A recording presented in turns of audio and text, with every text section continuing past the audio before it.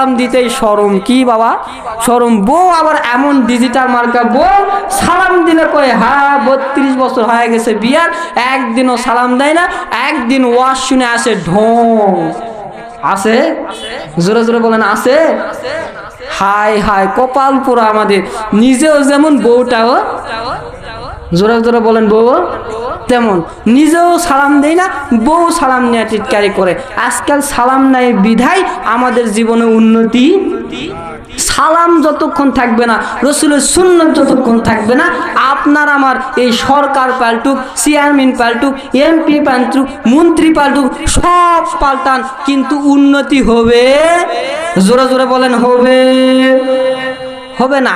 সুন্নত চালু করতে হবে সব জায়গায়।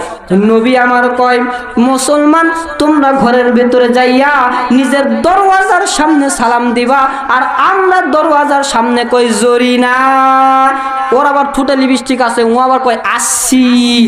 জোরে যদি ভালো করে